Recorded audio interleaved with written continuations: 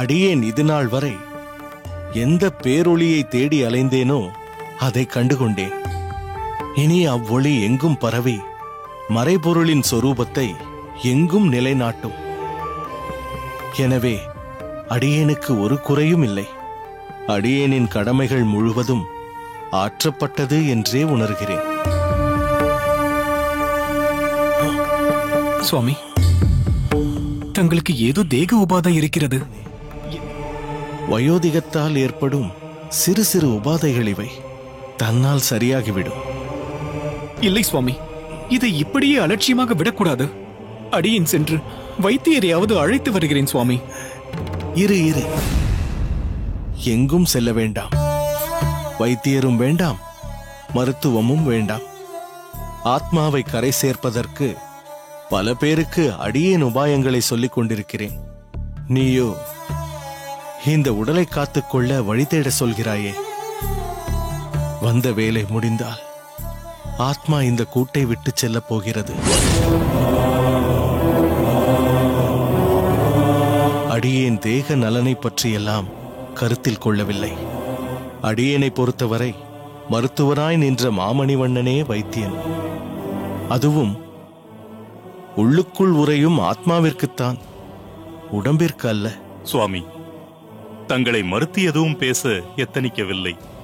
தங்களின் தேக நலனில் தாங்கள் அக்கறை இல்லாமல் இருக்கலாம். ஆனால் தாங்களோ எங்கள் அனைவரின் பொக்கிஷம் ஆவீர்கள். எங்களுக்கு தங்களின் மேல் அளவு கடந்த அக்கறை இருக்கிறது. அதற்காகவாவது வைத்தியரை அழைத்து வந்து பரிசோதிக்க அனுமதி அளிக்க வேண்டும். இது எங்களின் அன்பான வேண்டுகோள். சரி, உங்களின் ஆதங்கத்தை அடியேன் குலைக்க விரும்பவில்லை. ஆகட்டும்.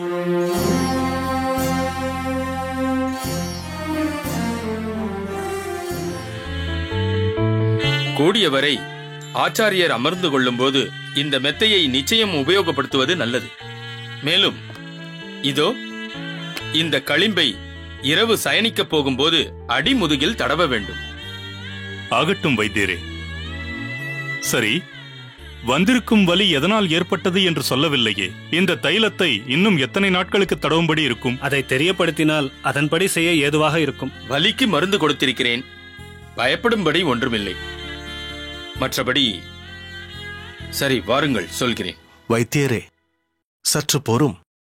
இவர்களை தனியே அழைத்துச் சென்று சொல்ல வேண்டும் என்பதில்லை. அடியேனுக்கு தெரியும்.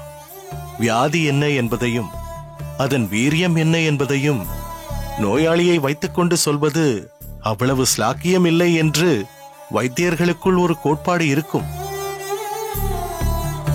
அதையெல்லாம் அடியேனோடு பொருத்தி பார்க்க வேண்டாம். காரணம், தாங்கள் அடியேனின் வியாதி பற்றி என்ன சொன்னாலும் அடியேன் மனோவியாகுலமோ பயமோ அடையப் போவதில்லை. மேலும் அடியேனை பொறுத்தவரை சரீர அபிமானமும் இல்லை. என்றாவது ஒரு நாள் ஆத்மா இக்கூட்டை விட்டு புறப்படத்தான் போகிறது. அதற்கு ஏதாவது ஒரு காரணத்தை கைகொள்ளப் போகிறது, அவ்வளவே. அடியேனை பொறுத்தவரை தாங்கள் என் வியாதியை பற்றி யாது உரைத்தாலும் நிச்சயம் அடியேனின் மனதை பாதிக்காது. எதுவாக இருந்தாலும் சொல்லலாம். இதையும் ஏன் தெரிந்து கொள்ள விரும்புகிறேன் என்றால், பழுதடைந்த சரீரத்தை கொண்டு இனிமேல் எந்த அளவிற்கு பகவத் கைங்கரியத்தில் ஈடுபடலாம், இவர்களுக்கு எந்த அளவிற்கு சிரமம் கொடுக்காமல் இருக்கலாம் என்று அடியேனுள் ஆலோசிக்க வசதியாக இருக்கும். வைத்தியரே, அடியேனை பீடித்திருக்கும் புது நண்பன் யார் என்று சொல்லும். என்ன சுவாமி இது? தங்களை வருத்தும் நோயை புதிய நண்பன் என்கிறீர்களே. அடியேன் குறிப்பிட்டதில் ஒரு தவறும் இல்லையே. இந்த ஆத்மா வைகுண்டத்தில் பகவானோடு சுகித்திருக்க காரணமாக இருக்கப் போகும் இவ்வியாதியை நண்பன் என்று அழைப்பது பொருத்தம்தானே தெய்வவாரி? வைத்தியரே, நீர் சொல்லும். ஒன்றும் யோசிக்க வேண்டாம். இச்சரீரம் பழுதடைந்து விட்டது என்பது அடியேனுக்கு நிச்சயம் தெரியும். இது நீண்ட நாள் தாங்காது என்பதும் தெரியும். சுவாமி, ஏன் அப்படியெல்லாம் சொல்கிறீர்கள்? வந்திருப்பது சாதாரண நோய்தான். கொஞ்சம் சரீர அசௌகரியத்தை கொடுக்கும். மற்றபடி உயிருக்கொன்றும் பாதிப்பை ஏற்படுத்தாது சுவாமி. தொடர்ந்து காரியங்களை செய்ய முடியாமல் அலுப்பை ஏற்படுத்தும். ஓய்வு எடுக்க வேண்டிய கட்டாயத்தை கொடுக்கும். காரணம், ஆச்சாரியருக்கு வந்திருப்பது ராஜப்பிளவை என்னும் நோய்.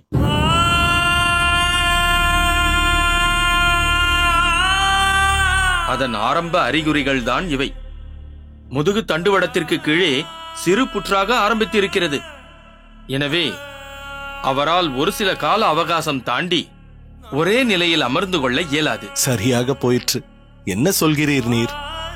பல காலம் உட்கார்ந்து கொள்ளாமல் எப்படி சாஸ்திர விசாரம் செய்வது? முக்கியமாக எப்படி பகவத் ஆராதனம் செய்வது? கோயில் முக்கிய சேவையான உபன்யாசங்களை எப்படி நிகழ்த்துவது? நன்றாக சொன்னீர்கள். தங்களின் பணி என்னவோ மிகவும் மகத்தானதுதான் சுவாமி. இருப்பினும் வியாதியின் வீரியம் அப்படி. ஜாக்கிரதை உணர்வுடன் இருப்பது அதன் கடுமையை சற்று தொலைவிற்கு தள்ளலாம். வேறு ஒன்றும் சொல்வதற்கில்லை. அடியேன் உத்தரவு வாங்கிக் கொள்கிறேன் சுவாமி.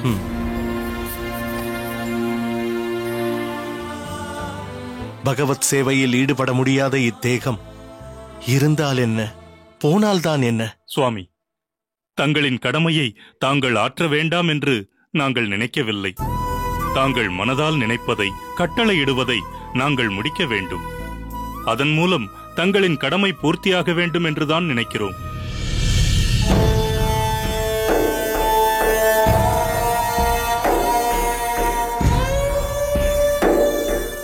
மிகவும் காரமாக இருக்கிறதா சுவாமி? அது அதனதன் சுபாவத்தில் இருக்கிறது, வியாதி உட்பட.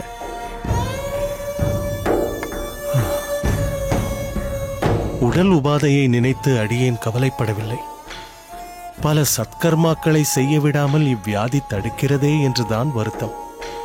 தவறாக எடுத்துக்கொள்ளாதீர்கள். இதை பற்றி அதிகம் யோசிக்காமல் யோகம் போன்ற வேறு விஷயத்தில் நாட்டம் செலுத்துங்கள் சுவாமி. என்ன சொன்னாய்? யோகம் என்றாயா? ஒரு விதத்தில் நீ சொல்வது சரிதான். ஆனால் இந்த யோகக்கலையை குருகை காவலப்பன் சுவாமியிடம் கற்றுக்கொள்ள அடியேனின் ஆச்சாரியர் மணக்கால் நம்பி சுவாமிகள் பணித்தார். என்ன செய்வது? காலம் தப்பியதால் யோகத்தை கைக்கொள்வது இயலாமல் போய்விட்டது. பயின்றிருந்தால் ஒருவேளை இப்போதுள்ள உபாதையை உணராமல் இருக்கலாம். இப்படியும் இருக்கலாம்.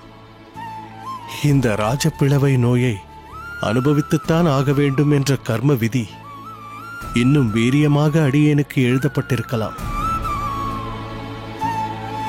என்னதான் ஆத்மா என்பதுதான் நாம் என்று நினைத்தாலும் முக்குணங்களுடைய சேர்க்கை அது ஏற்படுத்தும் உபாதை என்று பலவாறு நம்மை, அதாவது நம் சரீரத்தை இம்சை செய்யத்தான் செய்கிறது. தயவு செய்து உடம்பிற்கு என்ன செய்கிறது என்று சற்று விளக்கமாக கூறுங்கள் சுவாமி. நாங்கள் வேதனைப்படுவோமோ என்று நினைத்து எதையும் தெரிவிக்காமல் இருக்காதீர்கள். சிறிது ஒத்தடம் கொடுக்கட்டுமா? இல்லை இல்லை, அப்படி ஒன்றும் இல்லை. பொறுத்து கொள்ளக்கூடிய வகையில்தான் வலி இருக்கிறது. அன்று சொன்னது போல் இவ்வியாதியை அடியேன் புதிய நண்பனாக நினைத்தாலும் அது என்னை விரோதியாகத்தான் பாவிக்கிறது போலும். என்னவோ, எப்போது செய்த கர்ம பலனோ அனுபவித்துதானே ஆக வேண்டும். சுவாமி, தங்களுக்கு ஆச்சாரியருக்கு கர்ம பலனா? என்றைக்கு எல்லாவற்றையும் துறந்து துரியாச்சிரமம் என்கின்ற இந்த சந்நியாச ஆசிரமத்தை மேற்கொண்டீர்களோ அப்போதே கர்ம வினைகள் அனைத்தும் முறிந்து போய்விடும் அன்றோ? அதுதான் சாஸ்திரம் சொல்வது என்று தாங்களே போதித்திருக்கிறீர்களே. அப்படி இருக்கையில் கர்ம வினைகள் தங்களை தீண்டுவது என்பது நிச்சயம் சாத்தியமில்லையே சுவாமி. சரியாக சொன்னீர்கள் அண்ணா. இப்போது ஒரு அவஸ்தையை தாங்கள் அனுபவிக்கிறீர்கள் என்றால் அதற்கு காரணம் நிச்சயம் தாங்கள் இல்லை சுவாமி, நாங்கள்தான். அதைத்தான் அடியேனும் சொல்ல வந்தேன். ஒரு குரு சிஷ்யனை ஏற்றுக்கொள்வது என்பது சாதாரண விஷயமில்லை என்று தாங்கள் அடிக்கடி சொல்வீர்கள். ஒரு சிஷ்யனை ஏற்கும் குரு அவனது அறியாமையை நீக்கி அவனுடைய துர்க்குணங்களிலிருந்து மாற்றி பகவான் மேல் அவனுக்கு ஒரு நாட்டத்தை ஏற்படுத்தி அவனை கைப்பிடித்துக் கொண்டு போய் வைகுண்டமே சேர்ப்பித்து விடுவாரே என்று அப்படி ஒரு முனைப்பை அந்த ஆச்சாரியன் சரணடைந்த சிஷ்யனிடம் காட்டும் தருவாயில் சிஷ்யனாகப்பட்டவன் மாயையாலும் தன் பூர்வ ஜென்ம வாசனையாலும் ஏதாவது தவறுகள் பாவங்கள் செய்தான் என்றால் அதனுடைய பிரதிபலன் அந்த ஆச்சாரியரைத்தானே சென்று சேருகிறது சுவாமி. அதனால் தானே ஆச்சாரிய குருஸ்தானத்தில் வீற்றிருப்பது என்பது பொறுப்பான, அதே சமயத்தில் ஆபத்தான நிலையாக இருக்கிறது. இப்படி ஒரு ஆபத்து இருப்பது தெரிந்தும் தங்களுக்கே உள்ள கருணையால் அன்றோ எங்கள் மீது அக்கறை கொண்டு எங்களை கடாட்சித்து வழிநடத்தி செல்கிறீர்கள். அதனால் தாங்கள் இப்போது வலியால் துன்புறுவது தங்களின் கர்ம பலனால் அல்ல, எங்களின் அபராதத்தால் தான். அதுவே தங்களை பாதிக்கிறது சுவாமி. அதுதான் சுவாமி உண்மை. தங்களின் துன்பம் எங்களின் துர்க்கர்மத்தாலும் நடத்தையாலும் ஏற்படுகிறது. எது எப்படியோ அனைவருமே கர்மாவை தொலைக்கத்தான் பிறவி என்ற ஒன்றை எடுத்திருக்கிறோம். அது யார் மூலமாகவாவது கழிக்கப்படத்தான் வேண்டும். முக்கியமாக உங்கள் நால்வரையும் அடியேன் ஏன் கூப்பிட்டிருக்கிறேன் என்றால், அடியேனுக்கு எத்தனையோ சிஷ்யர்கள் இருக்கிறார்கள். அவர்களும் அடியேனின் உபதேசங்களை கிரமமாக அனுஷ்டிக்கப் போகிறார்கள். அதே போன்று நீங்களும் இருப்பீர்கள்.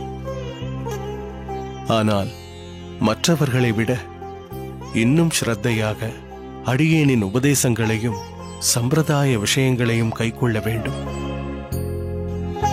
காரணம், உங்களுக்கு அடியேனின் சிஷ்யர்கள் என்பதோடு பூர்வாசிரம தொடர்பும் இருக்கிறது. இதை ஏன் இப்போது தெரிவிக்கிறேன் என்றால், மற்ற சிஷ்யர்கள் தவறுகள் ஏதேனும் செய்ய நேர்ந்தால் பார்க்கப்படும் கண்ணோட்டமே வேறு.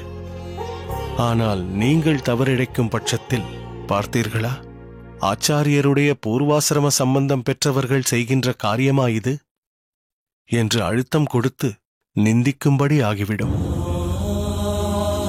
எனவே சொல்வதை கவனமாக காதில் வாங்கிக் கொள்ளுங்கள். உயர்ந்த நிலையில் இருக்கும் ஒருவன் செய்யும் காரியத்தை தான் கீழ்நிலையில் இருக்கும் ஒருவன் கடைபிடிப்பான். ஆகவே நீங்கள் மிகவும் முன்ஜாக்கிரதை உணர்வுடனும் பலருக்கு நல்வழிகாட்டியாக இருக்க வேண்டியது மிக மிக முக்கியம். நிச்சயம் தங்களின் எண்ணப்படியே நடப்போம் சுவாமி. உங்கள் ஒவ்வொருவருக்கும் ஒரு ஆக்ஞை தலையாய கடமையாக அடியினால் கொடுக்கப்படுகிறது. அது என்னவென்றால், சத் விஷயங்களை அபிநயம் மூலம் சமூகத்திற்கு கொண்டு செல்ல வேண்டும். இவ்வழிமுறை அனைத்து எம்பெருமானின் திருத்தலங்களிலும் ஏற்படுத்தப்பட வேண்டும். இது வரரங்க அரையரின் கடமை. சாஸ்திரங்களை எடுத்துரைக்கும் போது அதன் ஏற்றத்தை தகுந்த விதத்தில் சொல்லி மக்களை குழப்பமில்லாமல் அதில் பயணிக்க செய்ய வேண்டும். அது தெய்வக்கரசின் கடமை. பிள்ளைக்கரசு மற்றும் சொட்டை நம்பி, நீங்கள் இருவரும் கோயில் திருப்பணிகள் போன்றவற்றை சரீரத்தை கொண்டு செய்வீர்களாக. பிறரை ஏவி ஒரு காரியத்தை செய்ய வேண்டும் என்றில்லாமல் நீங்களே இறங்கி காரியமாற்ற வேண்டும். எந்த சூழ்நிலையிலும் கோயிலை பாதுகாக்கும் பொறுப்பு உங்களுடையது. அதன் மூலம் சிறந்த நற்பெயரை பெறுவீர்களாக. தங்களின் ஆజ్ఞைப்படியே நடப்போம். ஆம் சுவாமி. சரி, நீங்கள் அனைவரும் புறப்படுங்கள். தங்கள் தங்கள் பணியை செவ்வனே செய்யுங்கள்.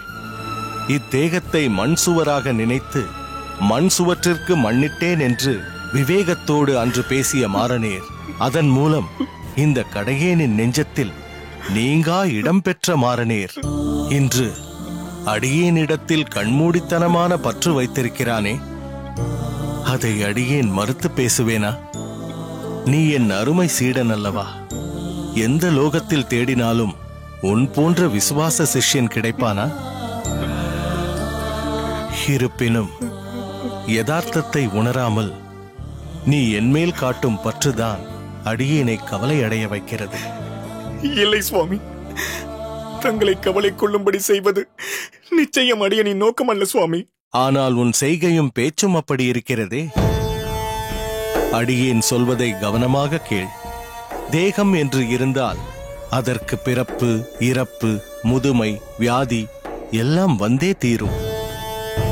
இந்த தொடர்ச்சங்கிலி அறுபட வேண்டுமென்றால் முன்பு கயிற்றால் கட்டுண்டானே அந்த தாமோதரன், எம்பெருமான் ஸ்ரீமன் நாராயணன், அவன் சரணார விந்தத்தை அடைய வேண்டும்.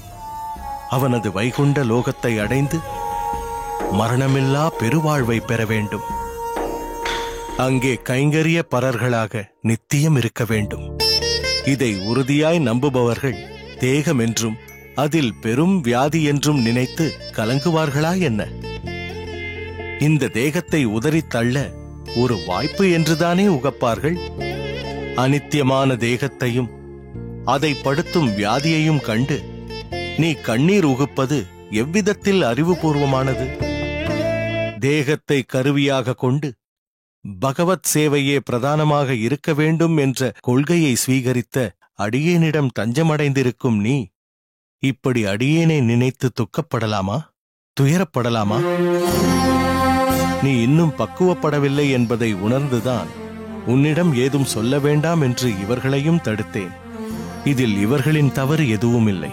புரிந்ததா? நடப்பது நடந்தே தீரும். அவரவர் சங்கல்பத்திற்கும் பிரார்த்தனைக்கும் பலன் உண்டு. வேறு எதையும் சிந்தையில் வைக்காமல் உன் அன்றாட பணியில் போய் கவனம் செலுத்து. உங்களைப் போன்ற அன்புள்ளமும் தொண்டுள்ளமும் கொண்டவர்கள் இருக்கும்போது எந்த வியாதியும் அடியேனை பாழ்படுத்தி விடாது.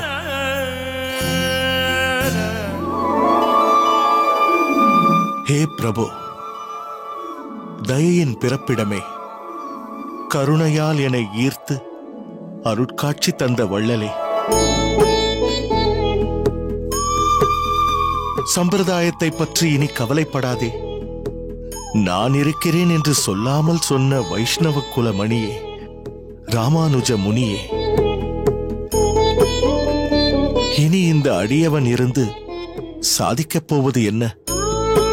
நோய் என்று ஒன்று முளைத்திருக்கிறது. உம்மை முதல்வன் என்று கண்ட பின்பு எந்த நோயையும் கண்டு அடியேன் துவளப் போவதில்லை. சீக்கிரம் திருவரங்கம் புகுந்து அடியேனை விடுவிக்க மாட்டீரா? காலம் குறுகாதா எம்பிரானே? புரிகிறது. வெகு நாட்கள் உம்மை தேடிய பிறகுதானே அடியேனுக்கு தரிசனமே நல்கினீர். அதுபோல் இன்னும் காலத்தை நீட்டிக்க பார்க்கிறீரோ? இருக்கும் இருக்கும். உமது லீலையை எம்பெருமானே அறிவான். ஆனால் நீர் ஒன்றை அறிந்து கொள்ளும். அதிக காலம் கடத்தினால் நீர்தான் மன வருத்தம் கொள்வீர். காரணம், உம்மை தரிசித்த பின்பு அடியேன் வெகு நாட்கள் இச்சரீரத்தை சுமந்து யாரையும் கஷ்டப்படுத்த முயலவில்லை. எனவே அடியேனை வழிநடத்துங்கள் சுவாமி, வழிநடத்துங்கள்.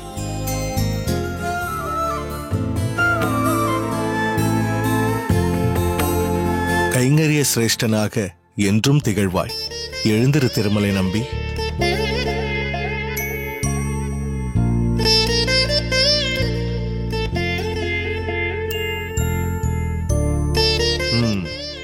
என்ன விசேஷம்? திடுதிப்பென்று திருவரங்கம் வந்திருக்கிறாய்? அது தங்களின் திருமேனி பாங்கில்லை என்று அறிந்தேன். எனவே அங்கு இருப்பு கொள்ளவில்லை. உடன் புறப்பட்டு வந்துவிட்டேன் சுவாமி. ஓ, திருமலை வரை அடியேனின் தேக நிலை பிரசித்தமாகிவிட்டதா? சரிதான் போ. ஏன், அடியேனை பற்றி வேங்கட ஈசன் உன்னிடம் எதுவும் தெரியப்படுத்தவில்லையா? இவ்வுடல் இனி இருந்து யாருக்கும் பிரயோஜனமில்லை. எனவே ஒரு வியாஜ்யமாக ராஜபிளவை என்னும் நோயை அளித்து என்னிடம் அழைத்துக் கொள்ளலாம் என இருக்கிறேன் என்று திருமலைவாசன் உன்னிடம் தெரியப்படுத்தவில்லையா? சுவாமி, நிச்சயம் திருவேங்கடமுடையானின் திருவுள்ளம் அப்படி நினைக்க வாய்ப்பில்லை. தங்களால் நாங்கள் அனைவரும் அறிய வேண்டிய பல நுணுக்கமான சம்பிரதாய விஷயங்கள் அநேகம் உள்ளன. தாங்கள் இன்னும் பல்லாண்டுகள் எங்களின் உடனிருந்து வழிநடத்தி தர வேண்டும். திருமலை நம்பி, சம்பிரதாய நுணுக்கங்கள் அநேகம் உள்ளது என்பது வாஸ்தவம்தான். ஸ்ரீ வைஷ்ணவம் என்பது ஓர் மாக்கடல். அடியேன் ஏதோ சற்று அக்கடலிலிருந்து கையளவு தீர்த்தம் எடுத்து ஆச்சமனம் செய்திருக்கிறேன், அவ்வளவுதான். அதை ஓரளவிற்கு ஸ்வீகரித்து உங்கள் அனைவருக்கும் தர இந்த ஆயுள் பரியந்தம் போதாது. ஆனால் உன்னத சிஷ்யர்களாக நீங்கள் எல்லோரும் ஆங்காங்கே வியாபித்திருக்கிறீர்கள். நீங்கள் அனைவரும் இந்த ஸ்ரீ வைஷ்ணவ கடலிலிருந்து தீர்த்தத்தை கைக்கொண்டு ஸ்ரத்தையுடன் வருவோர்க்கு புரோக்ஷணம் செய்து அவர்களை வழிநடத்தலாம். அதை விடுத்து அடியேனின் உடல் நலம் குறித்து வீண் கவலை அடைய வேண்டாம். தேகமும் வியாதியும் அந்தந்த காலகட்டத்திற்கு ஏற்ப அதன் வீரியமும் இருக்கத்தான் செய்யும். அதன்படி அதை அனுபவிப்பதும் அடியேனுக்கு விதிக்கப்பட்ட விதி. அதை பற்றி அடியேனும் பெரிதாக நினைக்கவில்லை. வேறு பெரும் பொறுப்பில் இருக்கும் நீயும் அது பற்றி நினைக்க வேண்டாம், சரியா?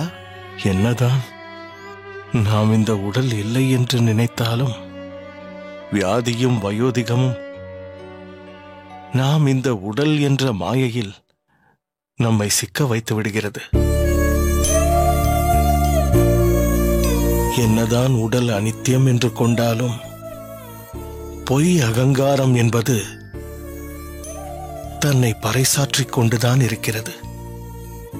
அது இவ்வுடலையும் வியாதியையும் ஒருங்கே பயன்படுத்திக் கொண்டிருக்கிறது. எம்பெருமானே, ஸ்ரீமன் நாராயணா. சுவாமி, தங்களின் இந்த நிலையும் எங்களுக்கு சில பாடங்களை புகட்டுகிறது.